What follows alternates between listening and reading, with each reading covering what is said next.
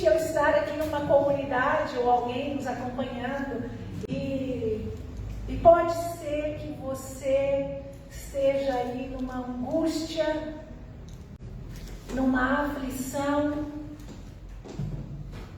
pedindo para Deus um milagre, pedindo para Deus um socorro bem presente. Pode ser que você esteja aí se sentindo tão pequena, tão pequeno. Ainda mais, né, nesse contexto de pandemia que a gente quase nada pôde fazer. Infelizmente, muitos foram salvos, outros não foram salvos. E nós não podemos salvar ninguém. Nem a nós mesmos, muitas vezes. Pode ser que nesta manhã você veio para cá e pensando: quem sou eu? Por que eu estou aqui? Pode ser que você esteja nesses tempos questionando sua própria existência, qual o sentido da minha vida, porque eu sobrevivi.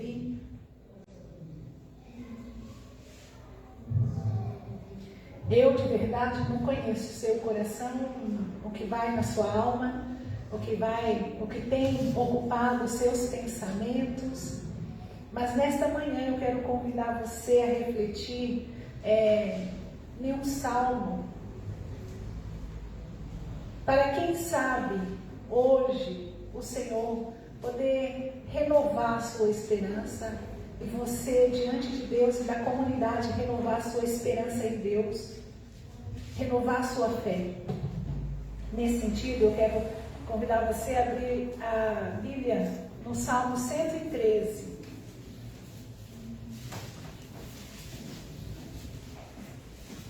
Particularmente é um salmo do meu coração. E você vai entender, e oxalá ele seja também um salmo do seu coração. Mesmo assentados, mas com toda a reverência à palavra de Deus, leamos o Salmo 113. Aleluia! Louvai, servos do Senhor, louvai o nome do Senhor. Bendito seja o nome do Senhor, agora e para sempre. Do nascimento do sol até o ocaso, louvado seja o nome do Senhor.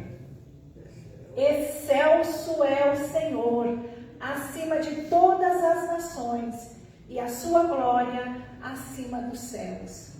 Quem há semelhante ao Senhor nosso Deus, cujo trono está nas alturas, que se inclina para ver o que se passa no céu e sobre a terra?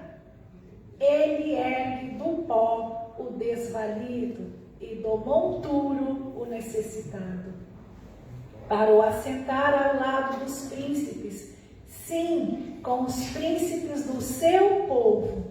Faz que a mulher estéril viva em família e seja alegre mãe de filhos. Aleluia! Oremos. Pai, muito obrigada por sua santa palavra, por esse salmo maravilhoso que acabamos de ler.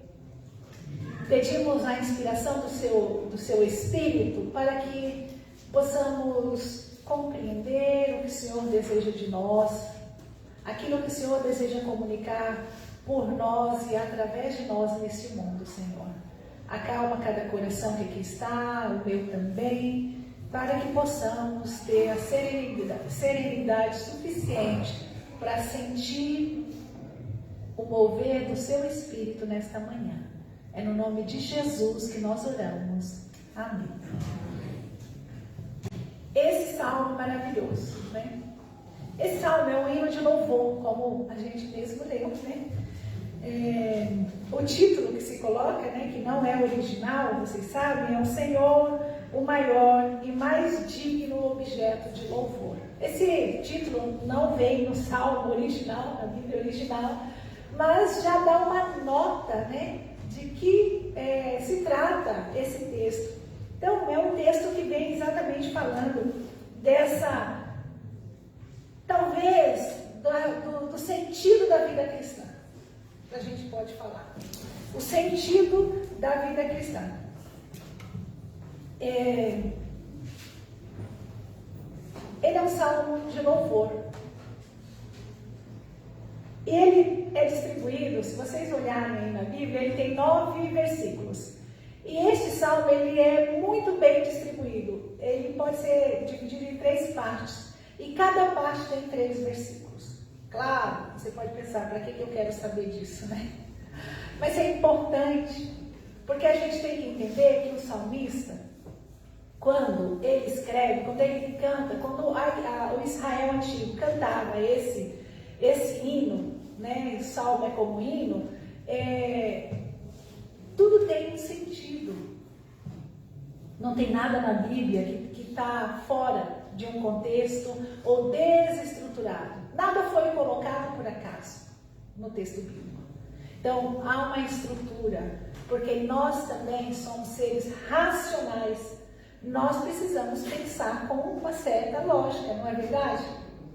Sabe quando a gente está bem angustiada, nervosa ou ansioso, ou com algum problema de ordem psíquica, dos sinais é que a gente não consegue raciocinar. A gente começa a falar um monte de coisa sem sentido, né? De trás para frente, frente para trás, sem ordem. Nós não estamos raciocinando bem. Então, nossos sentidos foram alterados. E, claro, o texto bíblico, ele vai mostrar isso, tem uma lógica, tem um sentido, tem uma sequência no pensar. Obrigada. Tem um sentido. Tudo tem sentido. Os 3 primeiros versículos é um convite ao louvor. Somos convidados a louvar o quê? A quem? E aí o salmista vai dizer o nome do Senhor. A segunda parte é uma espécie de proclamação do ser de Deus, seus atributos, sua grandeza. Falar de quem Deus é. A terceira parte a gente poderia dizer que uma espécie de descrição da atividade benéfica de Deus e o seu poder. Eu quero convidar você a meditar comigo nesse salmo nesta manhã e junto com o salmista dizer: vem louvar o nome do Senhor. Aleluia! Ele começa com essa abertura. Imaginemos uma moldura, né, desse salmo. Aleluia! Louvai o nome do Senhor, servos do Senhor. Louvai o nome do Senhor. Bendito seja o nome do Senhor, agora e para sempre. Do nascimento do sol ao seu acaso, seja louvado o nome do Senhor. O nome, né? O nome é a pessoa é o seu nome. Quando a gente fala Irfeu, a gente já tem na imagem, já vem a imagem de quem é essa pessoa. E quando a gente olha para a pessoa, a gente sabe o nome dela. Quando a gente não conhece a pessoa, a gente não pode chamar ela pelo nome. O nome comum, a gente pode até dizer aquele senhor, aquela senhora, mas a gente não pode chamar ela pessoalmente, porque a gente desconhece o nome próprio. O nome é uma maneira de nos aproximarmos uns aos outros. Quando Deus revela o seu nome a nós, ele se revela. O nome próprio de Deus, muitas vezes na Bíblia, ele foi ocultado. Ele não foi revelado. Enfim, ele é revelado, sabe quando? A Moisés, lá em Êxodo capítulo 3, versículo 14, numa frase que ele diz assim, Moisés quer saber quem é que está falando com ele, e Deus diz: eu sou o que sou. Eu sou o que sou. E depois vem um tetragrama, ou seja, 4 palavras, 4 letrinhas, que é impronunciável, mas as pessoas dizem que é Iavé, o nome de Deus. Os judeus nem pronunciam Iavé. Tamanho sagrado é o nome de Deus. Ao comunicar o nome, Deus acrescenta um mandamento no Decálogo: não tomarás o nome do Senhor Deus em vão, protegendo o seu nome contra falsos usos.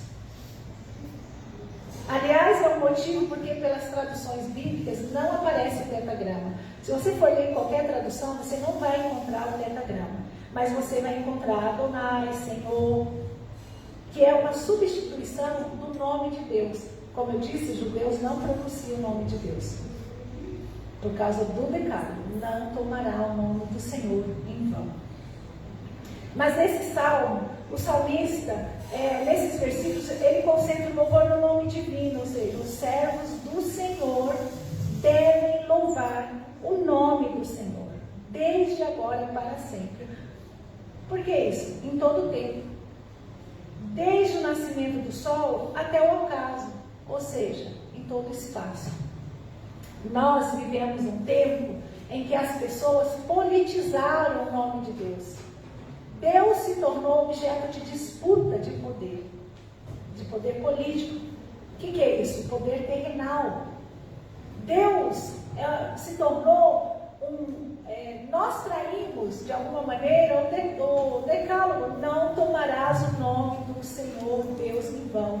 Porque o salmista está dizendo assim: o nome do Senhor não deve ser objeto de disputa política. Isso é um desvio de finalidade do nome de Deus. O nome do Senhor é para ser louvado, adorado. Quando? Do nascer do sol até o seu pôr do sol.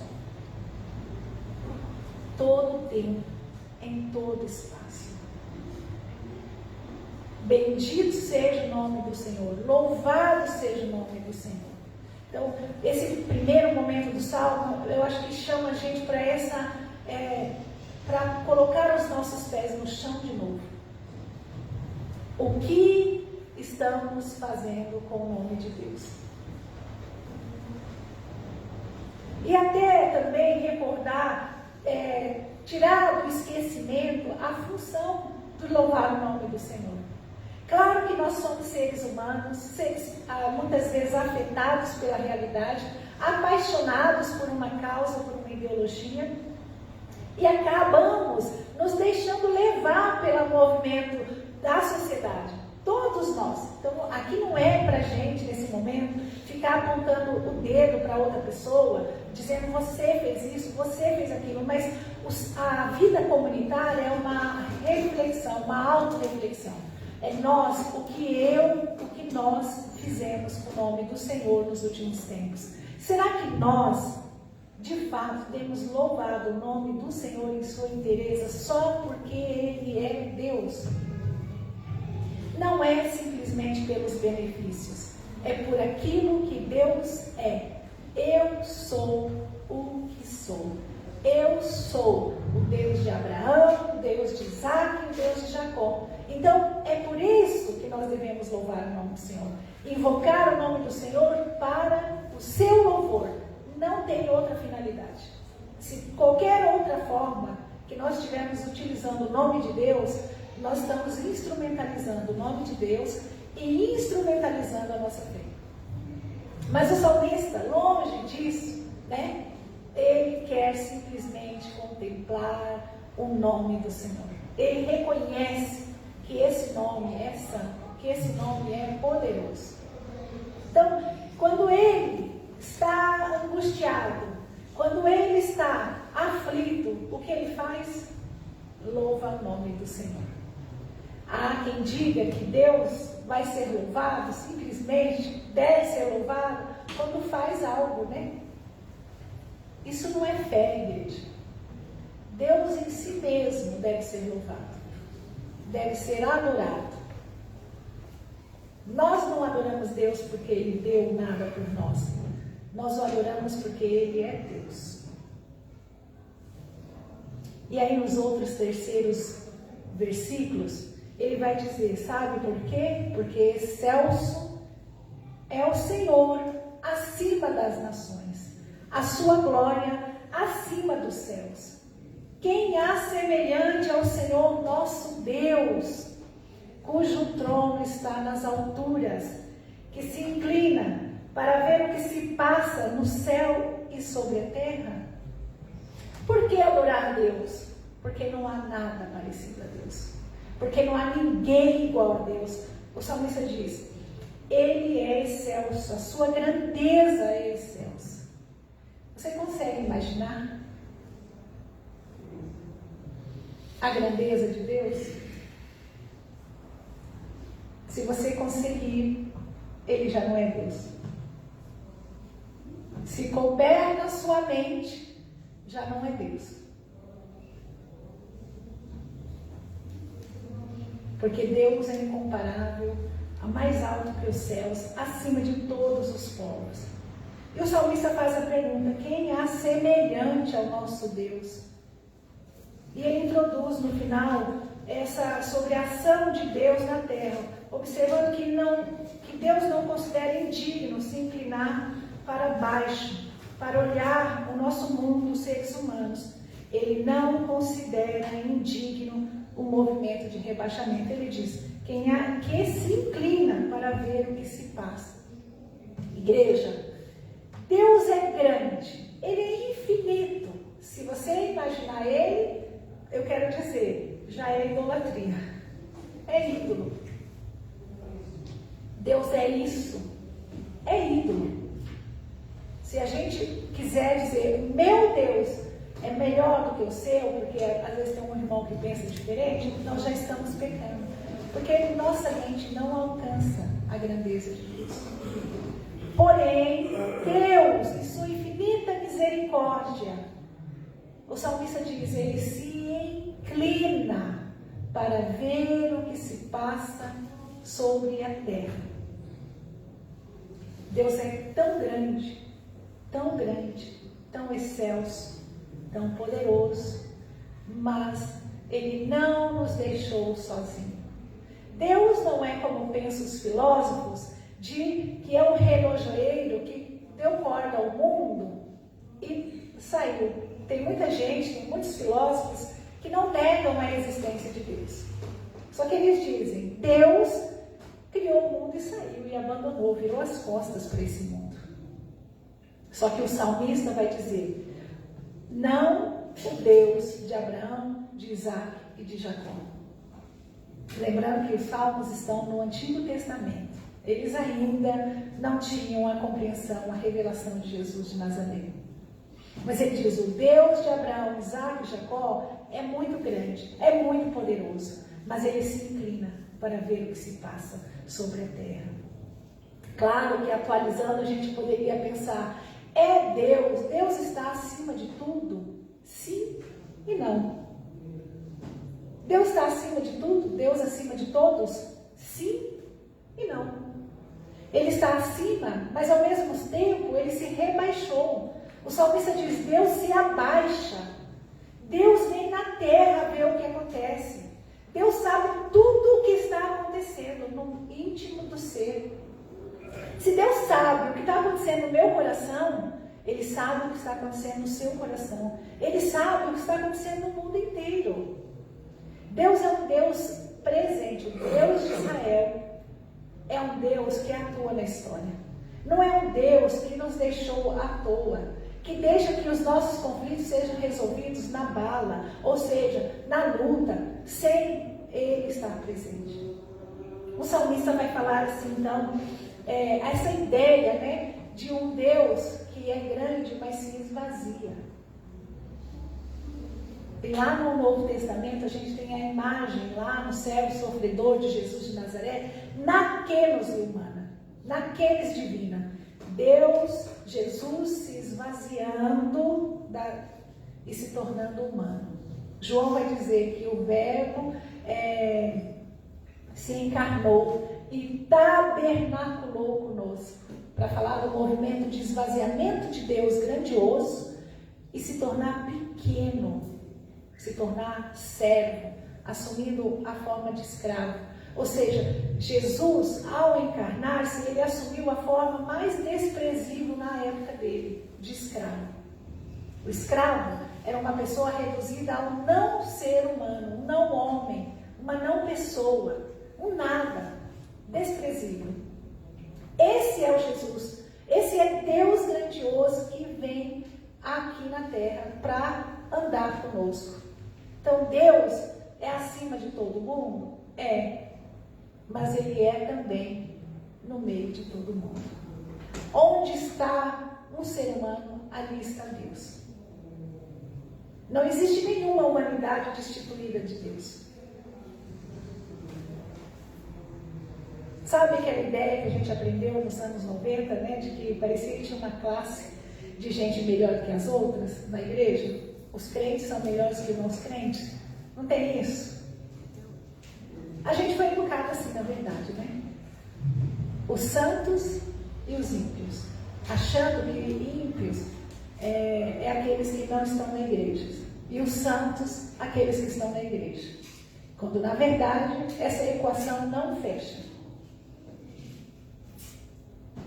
É a nossa consciência de pecadores que nos traz para a igreja. Não é a nossa consciência de santos. Não é porque nós somos santos. É porque a gente sabe que nós somos pecadores. A nossa diferença, ou seja, a diferença entre nós e as pessoas que estão lá fora, é isso. Nós descobrimos que nós somos pecadores. A igreja não é lugar de gente que bate no peito e diz eu sou santo. É um desvio também de finalidade. Bem, então Deus é grandioso. O salmista certamente estava recordando os seus tempos de angústia, os seus tempos de aflição, e ele diz: vou louvar o nome do Senhor. Louvai comigo, e congregação, o nome do Senhor. Por quê? Porque Ele é excelso, porque Ele é grande, porque Ele é poderoso. Mas ao mesmo tempo Ele se inclina para ver o que se passa aqui na terra.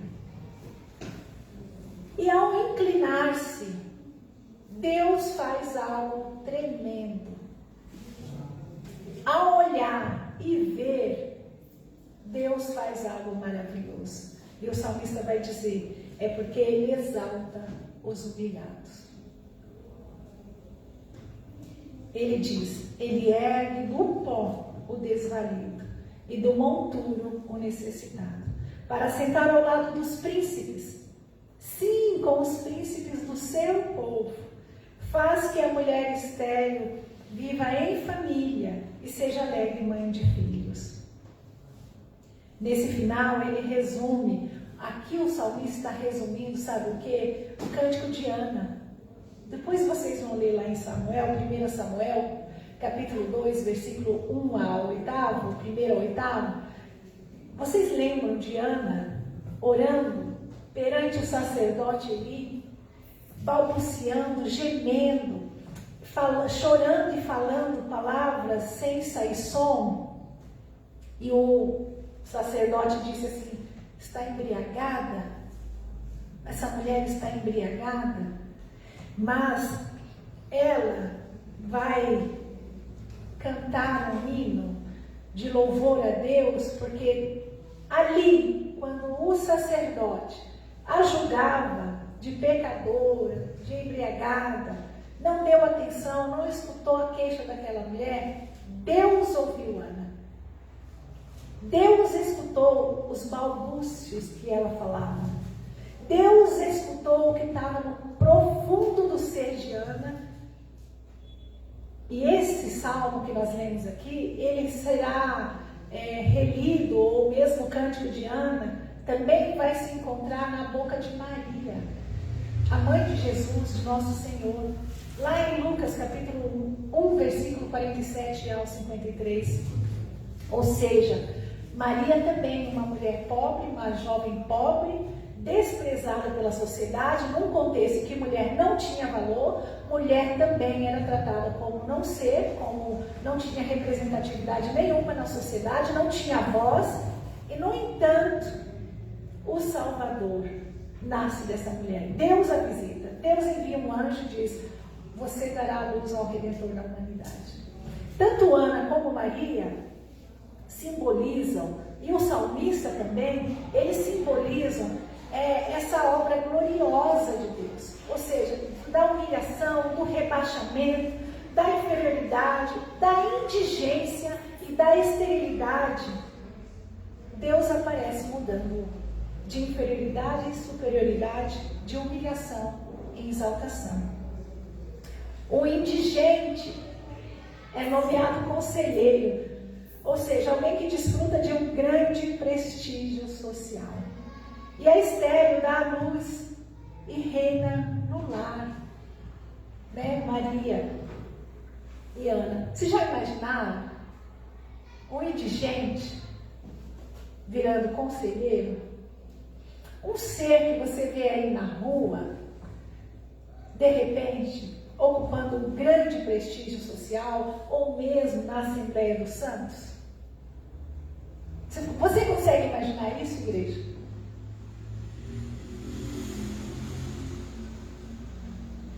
Você consegue imaginar uma mulher estéril que está impossibilitada de dar à luz? Você consegue visualizar ela reinando em família? Sentada à mesa com sua prole? Esses são exemplos de coisas que parecem impossíveis aos olhos humanos, mas não aos olhos de Deus. Não foi isso que o anjo disse a Maria? Haverá algo impossível para Deus?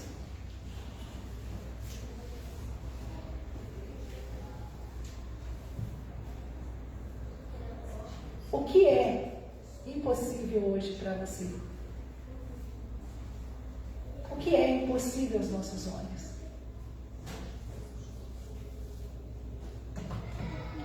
Claro que a gente está pensando sempre numa perspectiva muito individualista.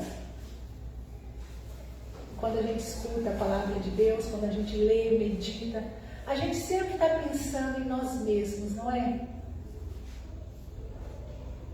Que benefício eu posso ter?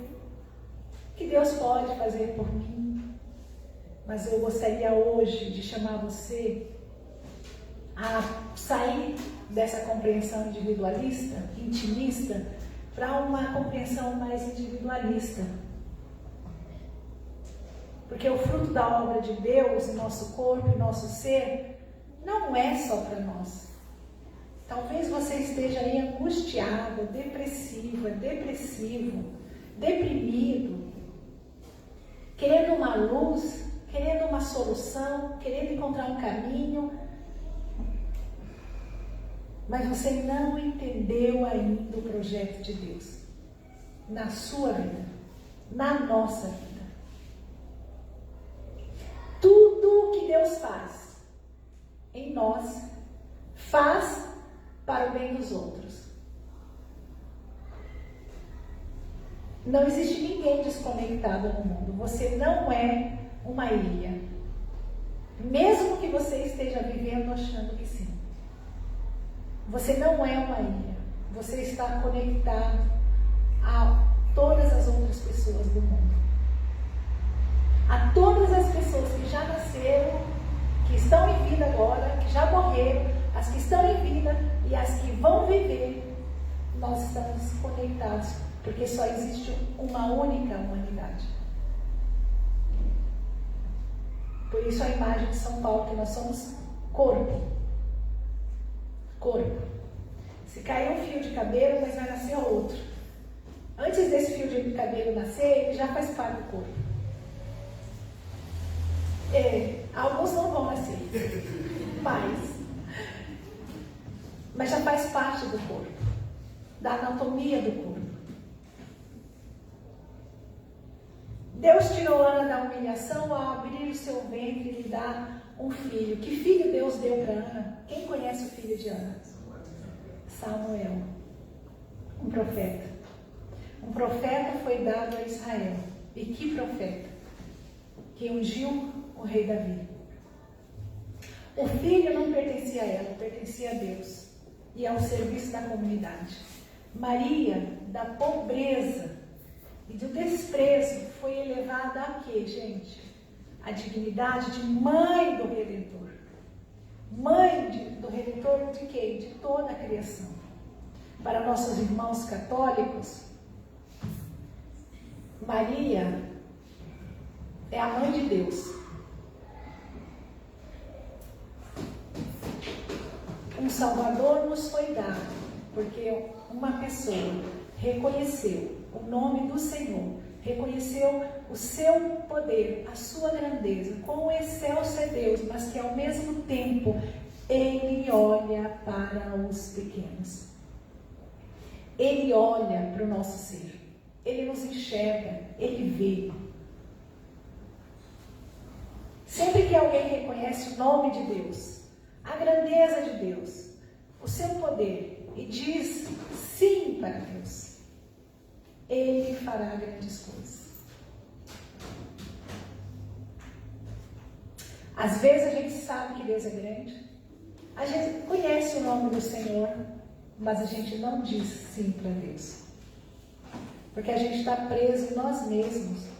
A gente não entendeu que tem que transcender o nosso próprio ser. Que a gente tem que se abrir para Deus, para que Ele venha dentro de nós, que Ele entre no nosso coração e Ele então nos revele coisas maiores do que nós estamos pensando, do que nós estamos pedindo. A angústia do crente muitas vezes é isso, porque nós não sabemos orar como convém. A gente acha que Deus tem que nos salvar, nos ajudar, quando na verdade, muitas vezes, é quando a gente entende que é quando a gente se abre para o outro, é que Deus nos salva. Nesse sentido, eu queria só retomar aqui com vocês, ou colocar pela primeira vez, não sei, o reverendo Jorge conhece, a filosofia africana do Ubuntu. Não sei se vocês já ouviram, mas pode pesquisar na internet. Ubuntu. Claro, é uma filosofia africana que diz assim: eu sou na medida que nós somos. Eu sou porque somos. Eu existo porque você existe. Ou a gente pode dizer assim: quanto mais eu humano sou, quanto mais eu faço de você humano, mais humano eu sou. Quanto mais eu me humanizo, mais eu humanizo os outros, e vice-versa. Na medida que eu trabalho para você ter sua dignidade restaurada, eu me humanizo. Humanizo, que é isso que você está falando com a gente, né? Gente, porque existe o oposto do humanismo. Qual que é o oposto do humanismo? Eu escutei? Desumanizo.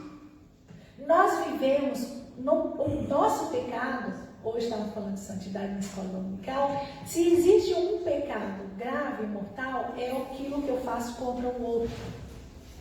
Eu desumanizo o outro.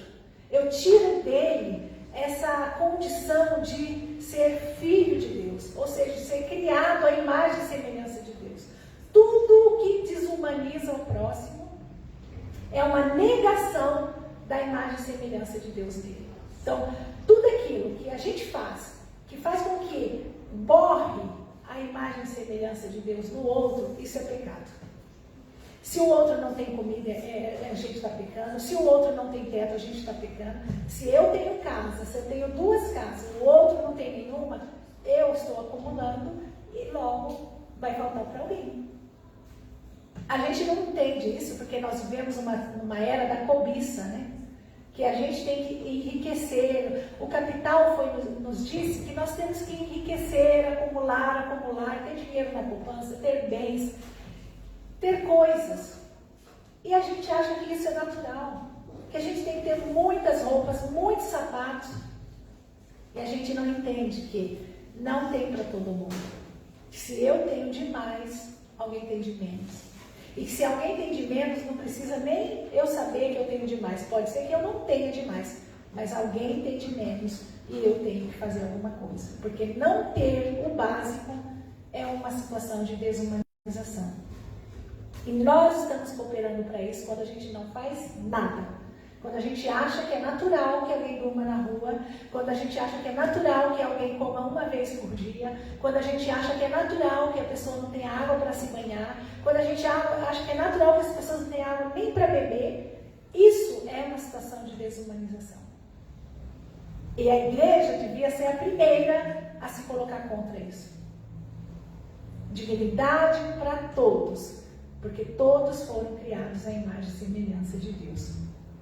Então, quanto mais eu humanizo o nosso próximo, mais humano eu me torno. Quanto mais você trabalha para humanizar alguém, mais humano você é. Então, quando Maria, Ana engravidaram, ou seja, elas estavam numa situação de desumanização. Porque para elas, para aquele contexto, não ter filhos, sobretudo Ana, era uma situação de muita humilhação. E Maria, por sua pobreza muito grande. Então, veja que Deus, atendendo a oração dessas mulheres, e do salmista também, Deus faz com que elas gestem vida nova. Quando Deus nos visita, coisas novas acontecem. Vida nova brota de nós. E não para nós, mas para os outros. Então, a obra de Deus jamais vai visar simplesmente você, ou eu simplesmente. Porque Deus está fazendo isso por mim. É por você, Deus te ama, mas é visando um bem maior. É para além de você. Na vida de Ana, na vida de salmista, tinha, e de Maria também, sempre teve como objetivo a redenção da humanidade. A redenção da comunidade de fé. Tudo que Deus faz tem essa finalidade de alcançar a vida dos outros. Você já parou para pensar? Que de repente Deus chamou para essa igreja não é simplesmente para você viver uma vida confortável, ou ter sua consciência apaziguada de um suposto pecado, ou de uma suposta falta. Você já parou para pensar que de repente você está aqui porque Deus quer de você fazer brotar vida nova? Do seu interior, do encontro dele com você, de que você tenha realmente condições de humanizar outras pessoas, por menor que você se ache, por menor que você se encontre. Você pode dizer, eu não tenho posses, ter irmãos mais ricos do que eu na igreja, né? Eu não tenho tanta cultura, eu não tenho tanto estudo, não importa. O exemplo bíblico é que quanto menor a gente é, mais de Deus a gente pode se encher. E na verdade você pode ter tudo isso. Você pode ter dinheiro, você pode ter estudo, você pode ter tudo. E mesmo assim se sentir pequeno. É essa consciência de que somos pequenos. É esse o lugar da habitação de Deus. A lógica do reino, reverendo Jorge, não é a lógica do mundo. No mundo, grande é quem tem poder, dinheiro, quem se coloca nesse lugar assim, eu sou muito bom, eu sou poderoso, eu sou bom, eu sou boa. Mas o reino de Deus é o contrário. É quem é pequeno, quem reconhece sua insignificância e ao mesmo tempo reconhece a grandeza de Deus.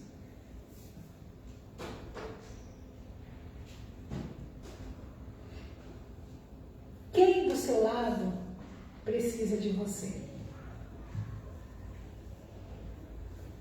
De um gesto, de uma atitude que a saque de uma vida desumana, de uma vida desprezível.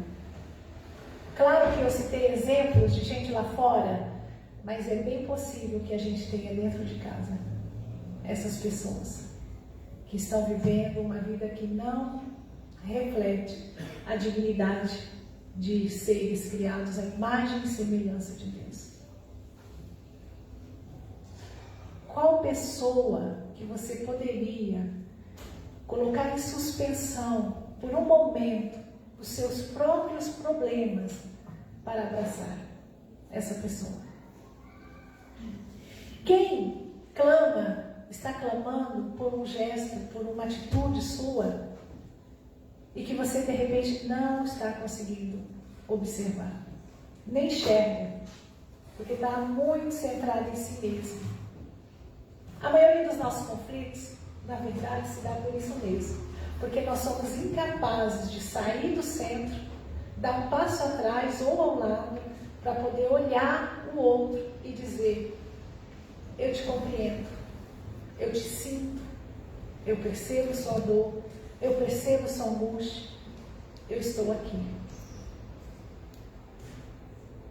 Nós precisamos recuperar o nosso ministério urgentemente. Lembre-se que eu comecei dizendo que nós tínhamos que reaprender a andar, reaprender a ter fé, reaprender a viver em comunidade, porque nós, Igreja de Jesus Cristo, nos perdemos nos últimos tempos de tal maneira que a gente simplesmente esqueceu qual é o sentido de ser crente. Qual é o sentido de invocar e evocar o nome do Senhor? Para que Deus nos chamou? Para revelar sua grandeza em nós, para dizer, para que a gente anuncie para o mundo que Deus é grande, que Deus é poderoso, que Deus é tremendo, que Deus é excelso, mas Ele se preocupa com você. Deus se abaixou aqui nesta manhã, você poderia dizer para a pessoa. Deus se abaixou, Deus está aqui, você pode falar, Deus me visitou, e o testemunho, Deus me visitou. Eu sou pequena como você, mas Deus me visitou. Então nós precisamos recuperar essa mística de um Deus grande, mais perto. Infelizmente, igreja, com tristeza no coração, eu digo, nós caminhamos para um país nihilista. Como a Europa, que não crê em Deus mais. Porque foi, por muitos anos, instrumentalizado o nome de Deus na Europa, as chacinas, as mortes, as invasões aos países mais pobres. Muitos não querem mais saber de Deus na Europa. As igrejas viraram discoteca, estão virando discoteca. Nem fala discoteca, né? Isso aí denuncia a minha idade, né? Mas boate, né? Discoteca é bom, né, gente? Boate. A maioria que sabe o que é discoteca, mas aqui é uma geração que nem sabe o que é. Mas boate, por quê? Porque não tem fé, porque perderam a fé no Deus. Não que Deus deixou de existir, mas é que o nome de Deus foi instrumentalizado de tal maneira que levou as pessoas à descrença. E nós caminhamos para esse caminho. Então nós, igreja, precisamos acordar, recuperar a santidade de Deus, no nome do Senhor. Falar de Deus somente para exaltar o seu nome. Somente para exaltar o seu nome. Somente para dar testemunho do amor de Deus. Jamais invocar o nome de Deus para punir, para dizer que castiga, para amaldiçoar as pessoas. Isso é desvio da finalidade do nome do Senhor. Nós precisamos voltar, igreja. Deus espera de nós que nós voltemos hoje. Voltemos para o nome do Senhor. Voltemos para a presença do Senhor. Voltemos para as pequenas coisas.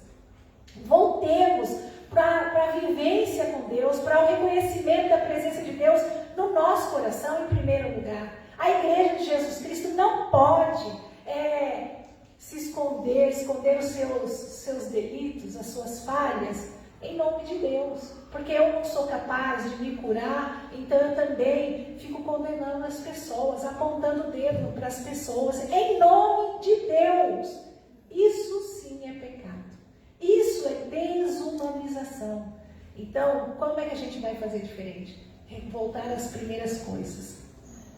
Voltar ao primeiro amor. Voltar à essência da fé cristã. Então eu quero convidar você nessa manhã, você que veio aqui, você que está nos acompanhando, dizer: queremos voltar ao primeiro amor. Senhor, converte-nos e seremos convertidos. E faça um compromisso diante de Deus nessa manhã. Não use mais o nome de Deus com fins de poder político. Não use mais o nome do Senhor para jogar ninguém no inferno. Porque o nome do Senhor é santo, é para salvar.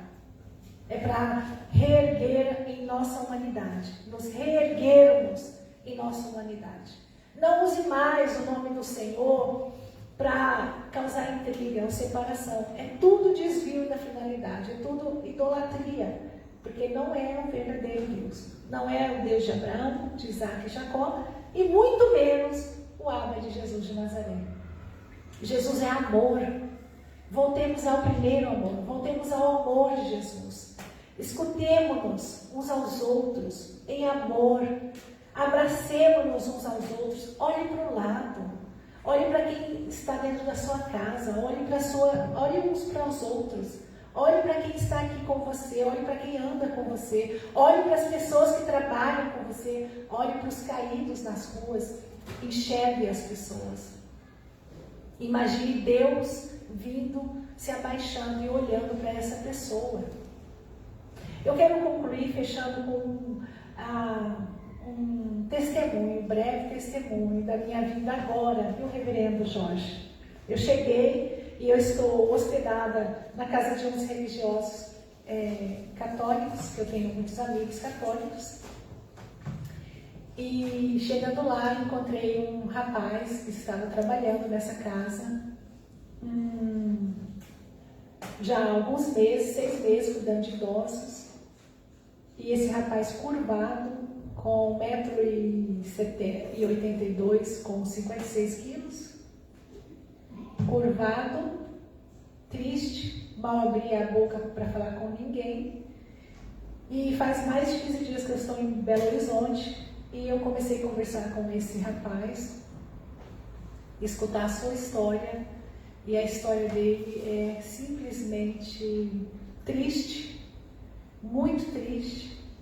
Uma pessoa que viveu 52 anos numa prisão e que ninguém conseguia enxergar essa pessoa. Ninguém conseguiu levá-lo de tal maneira a dizer: meu problema é esse. E numa conversa na cozinha, eu conversava com um amigo padre, e aí ele escutou nossa conversa, e do nada ele olhou para mim e disse: ele contou em poucas palavras a sua história para mim. Quando ele falou aquilo, eu vi a máscara dele caiu no chão. Na hora eu enxerguei ele. E eu vi uma coisa diferente do que eu tinha visto até então nele. Eu não via ele, eu via a máscara que ele usava. E quando ele disse: aconteceu isso comigo, é como se a máscara caísse e eu pude enxergar. E eu comecei a conversar com ele, ele contou toda a história dele para mim. E aí eu estou também trabalhando com terapia sistêmica, porque estou ajudando ele já há mais de 15 dias. E ele foi casado por 22 anos, a esposa morreu há 3 de câncer. E nem ela sabia da história dele. E eu disse: você nunca contou para ninguém, nem para sua esposa, nem para minha esposa. E eu fiquei assustada. Como é que alguém vive 52 anos com a história que ele me contou sem contar para ninguém, casado por 22 anos e não contar para a esposa? Eu não vou falar o nome dele, nem a história, mas ele disse que eu posso fazer o que eu quiser com a história dele. Por isso eu estou partilhando aqui. Okay? No futuro próximo, claro que eu vou escrever sobre a história dele. É linda. E é lindo o que Deus está fazendo na vida desse rapaz. Mas me assustou muito saber que uma história tão sofrida, tão oprimida, nunca ninguém enxergou esse rapaz. E eu perguntei: por que contou para mim? O que te levou a contar para mim? Né? Ele diz: eu escutei sua conversa com o padre João e eu achei então que essa era a hora. E de fato era a hora dele. E aí eu pensei: vim para BH só por isso. Porque a gente pensa que vem para alguma coisa, no fundo Deus leva a gente por outras coisas. Eu vim dar aula, mas eu não queria vir, eu queria dar aula online, né? É mais cômodo. Mas eu fui obrigada a vir dar aula. E aí eu vim. E aí eu entendi agora de Deus que eu vim por causa desse rapaz. Porque uma vida vale mais do que o mundo inteiro. É a parábola das 100 ovelhas, né? que o pastor e a pastora deixam todo o rebanho e vai atrás de uma só ovelha. E o que Deus está fazendo na vida desse rapaz é lindo, lindo, lindo, lindo. Mas a gente precisou olhar, enxergar, estar ali conversando de coisas santas. E ele falou, esse é o momento.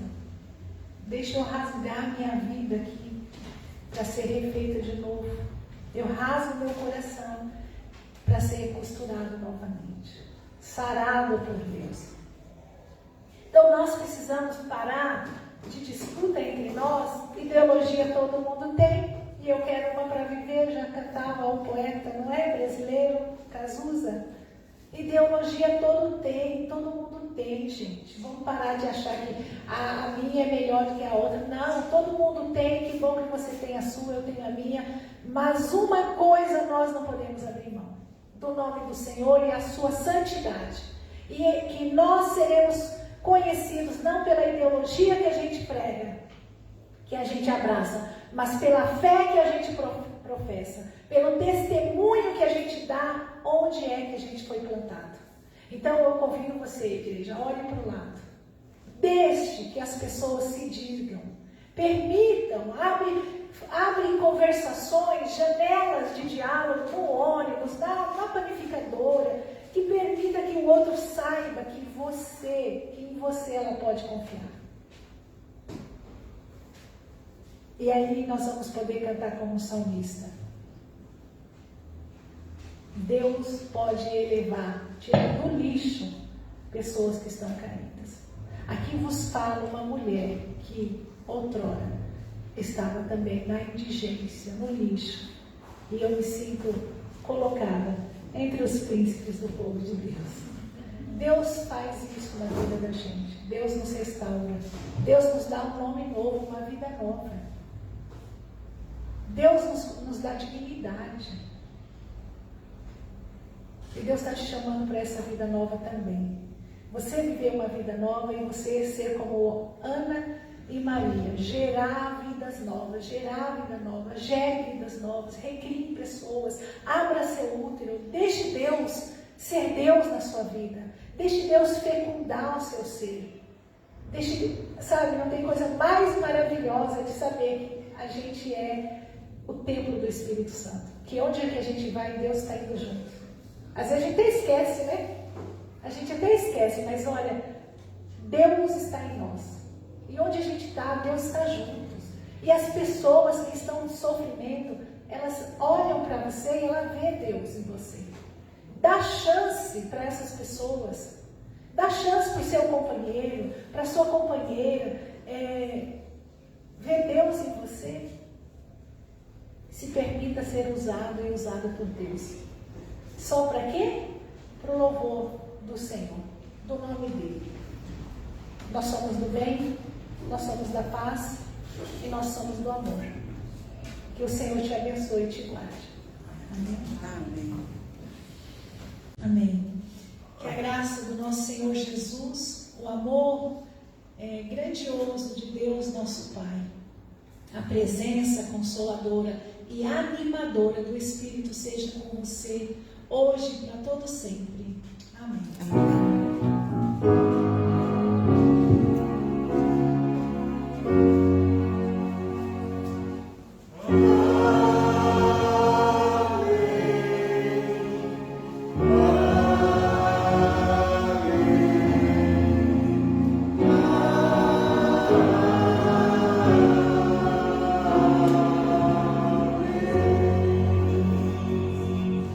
Vamos em paz, minhas irmãs, meus irmãos, que a graça de Deus seja sempre abundante sobre todos e todas as pessoas aqui reunidas possam de fato ir para esse mundo refletindo Deus e tornando esse mundo mais humano, que nós não desumanizemos ninguém, que todas as pessoas ao nosso redor sejam vistas como continuidade, imagem e semelhança de Deus.